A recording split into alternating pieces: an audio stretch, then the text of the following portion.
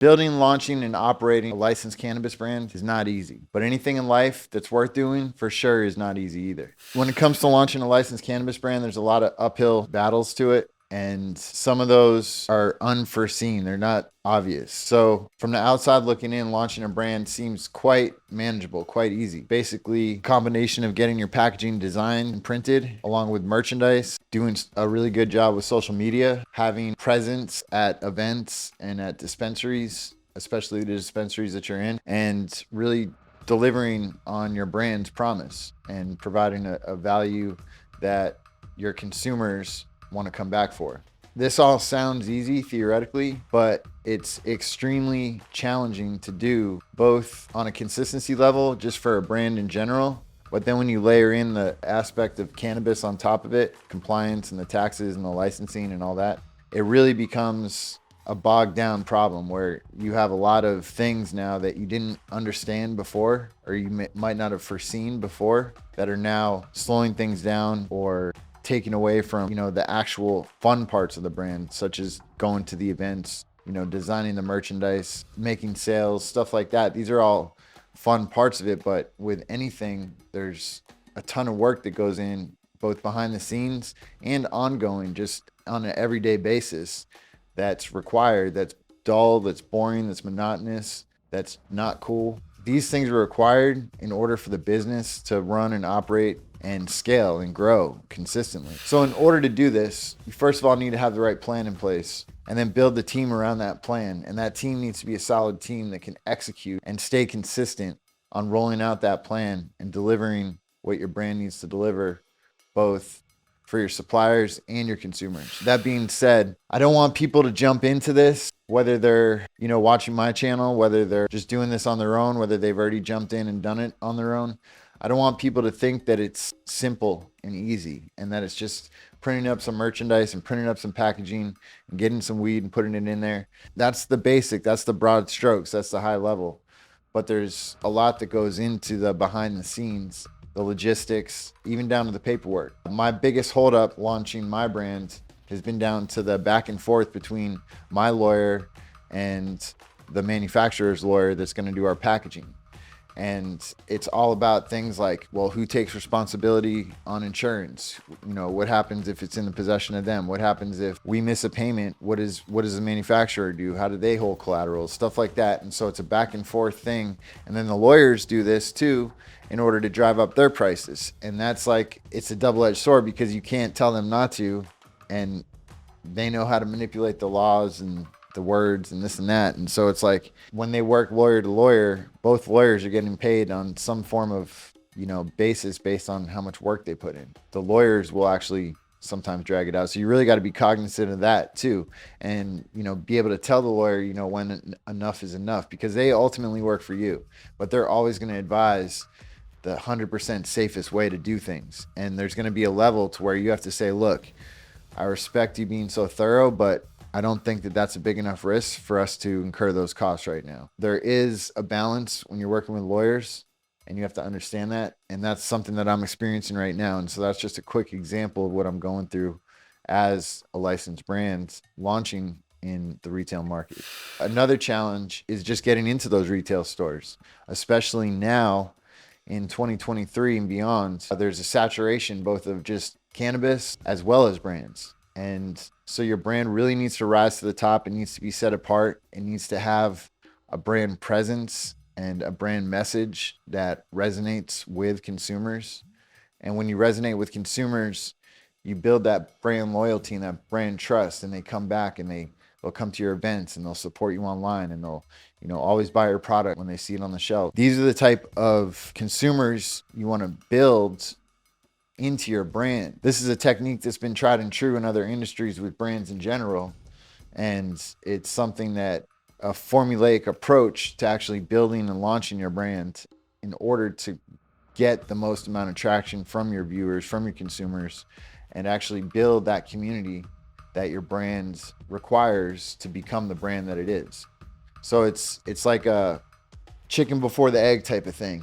You need to build the brands to create the brand image in the community, but you can't just pop up with that brand image and community, and you need to have that to make the brand. So it's like you need to kind of get these things up off the ground together, and there's going to be a wind up period, just like anything, where it's a flat line, and then all of a sudden it's going to shoot up at some point. And it may be more gradual for some than others. You know, the ones that have really shot up like that, hockey sticks is what they call, is they know what I'm talking about too, where it's almost like you grow too fast. You want to be cognizant of both these things. And as with anything in life, as I mentioned in a lot of my videos, and I've learned endlessly through the cannabis industry, through cannabis business, that life is always a double-edged sword. There's always pros and cons. There's no silver bullet. There's no single answer that's the magic answer that's going to solve all. That's going to be the best answer for you. So understand that every decision in life has a plus and a minus, a pro and a con, a good and a bad. And that's just the world we live in. When you can come to terms with that and understand that, it'll help, you know, put these things into place and your reality kind of fall into place. So understand that every decision is attached with a plus and a minus, and it's also attached with some form of responsibility. Doing these things with brands, some simple decision that you might make in your personal life, you got to think as the brand as its own person, and you got to make the right decision for that, just like how you would for a kid. I'm not a parent, but I can, you know, assume that a parent's always going to want to make the decision that's in the children's best interest.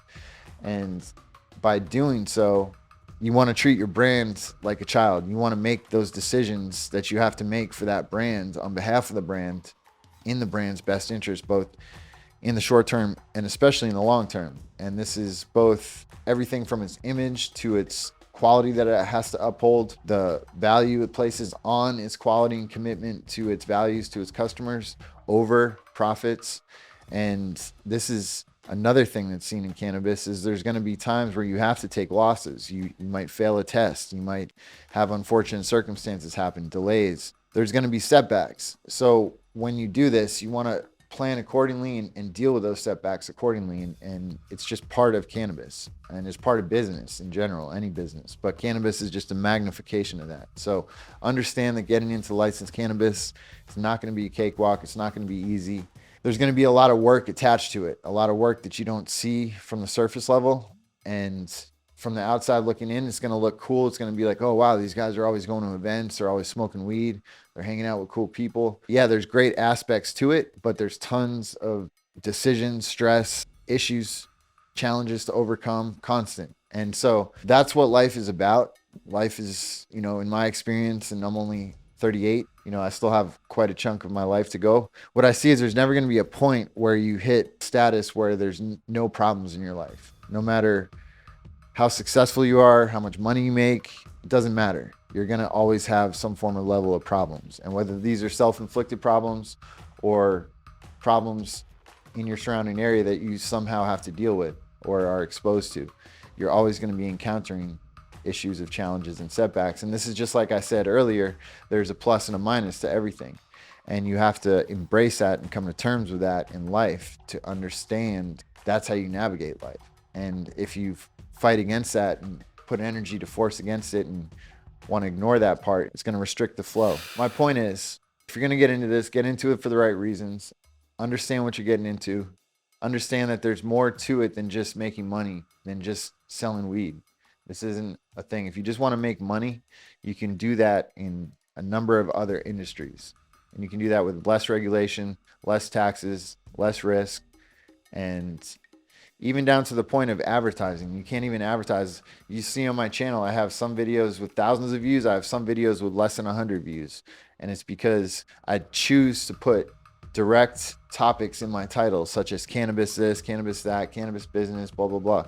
And I know that it's going to shadow ban me, but I'd rather have that than not getting the right viewers. You know, I'd rather have 100 viewers that are there for the cannabis content rather than thousands of viewers that just click it thinking it's some business video, and then they see that it's cannabis, and then they click off it, and my account probably will get shadow banned anyway if I'm getting super short views anyway. I could either go with vague titles and get around that shadow ban and probably get more views, but I'm not going to get quality views. So I chose to go against getting the heavy view count in order to provide a quality experience for the viewers and put the titles and thumbnails on there that directly correlate to the topics, even though it's going to shadow ban me on YouTube. And this is the same concept with Instagram. I've lost close to 50,000 followers on Instagram between the accounts that I've got shut down for cannabis, and they don't give you any warning. They're starting to kind of give you warnings now, but still, even at that, there's no warning saying this is your last strike or it's about to be shut down, or even ways to get those warnings off. We're really at the mercy of Instagram, and we're seeing that now with the stuff that's been coming out with Twitter and how it's been kind of like, you can see that they've been, pulling strings, so to say. So we'll just leave it at that we're, in this day and age where social media, unfortunately, is attached to our business and our business growth and our business success. And in cannabis, unfortunately, it's frowned upon on these social media platforms. So you just got to kind of roll with the punches. And it's the industry I chose. And like I said in this video, there's more challenge and restriction to doing a cannabis business than there is other businesses. So if you are going to get into cannabis, understand why you want to do that and understand that you're getting in to jump into more challenge than most other business owners. So thanks for watching. Go to highchris.com for more great content. I have links to all my videos on there. And I also have a branding masterclass coaching course coming out in 2023. So be sure to stay on the lookout for that. Sign up. Put your email address in the website, and we'll let you know when that comes out. Thanks for supporting the channel. Talk to you next time.